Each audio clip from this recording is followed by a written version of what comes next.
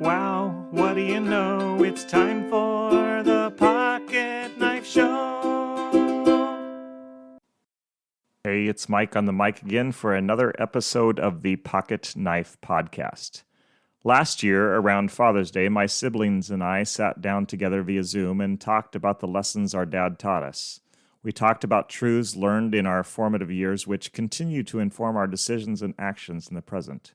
It was fun to share my perspective and listen in as my siblings revealed theirs. If you'll recall, a turn for the worse in my dad's physical and mental health was the impetus behind our desire to honor him. We didn't know how much longer he'd be around. I'm happy to report he's still with us. He has his struggles, great and small, but he's alive, and our love for him remains strong. By now, perhaps you've figured out Mother's Day is close at hand, and you're wondering, are these three men and a woman going to honor their mom with a couple episodes? Yes, we are.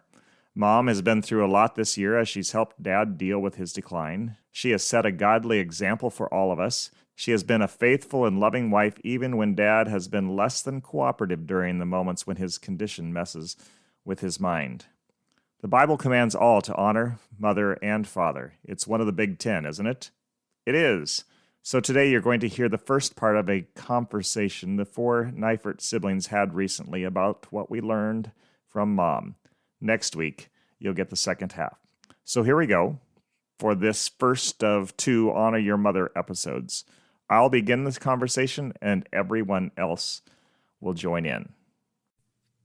I really appreciate our mom and her ability to make anyone feel loved. At church recently, she's been just walking around everywhere in the church and talking to all the new people because she's new to the church, and she's really great with kids.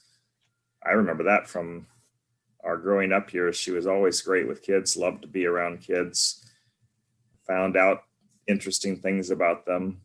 And so I just really appreciate the way that Mom makes people feel welcome.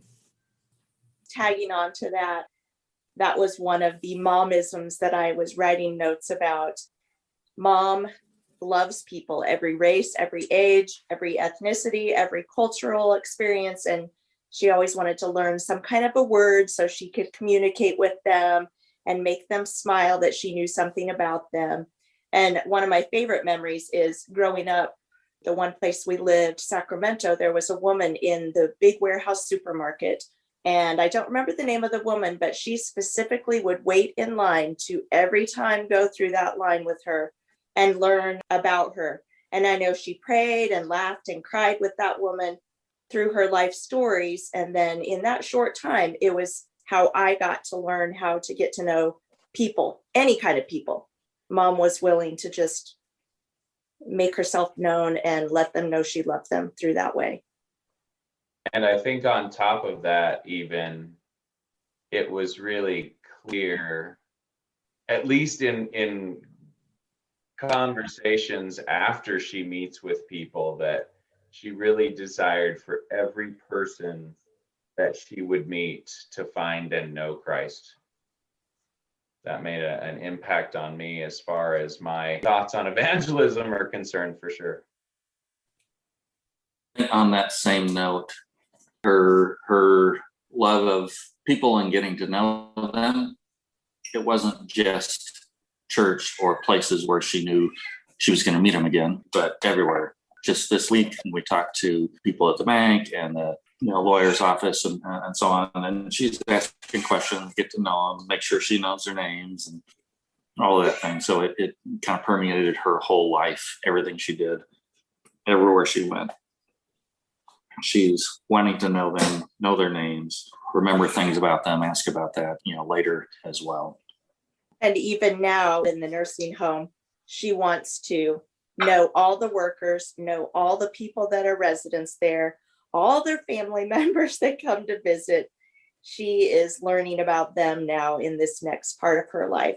She wants to add joy and a smile and positivity to any situation, even if it's not the most ideal place that she wishes to be at the moment. She's been a strong person and a positive person with what life is throwing her right now, and I appreciate that. I was just remembering something I wanted to make sure to bring up. Mom prays about everything. I remember if we lost something, she'd say, have you prayed about it? And we had to pray so that we could find the thing, and it usually showed up right away.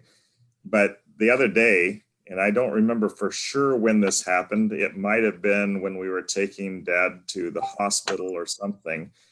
I'm listening to her in the back seat of the car talking about all the pastors she prays for every Sunday morning. It was like all of the pastors at the churches that she knows, pastors of the churches she's been part of.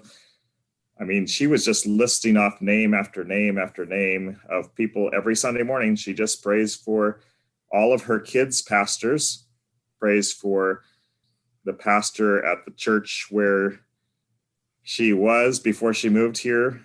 And she prays for the pastor who was at that church before the pastor who's at that church now.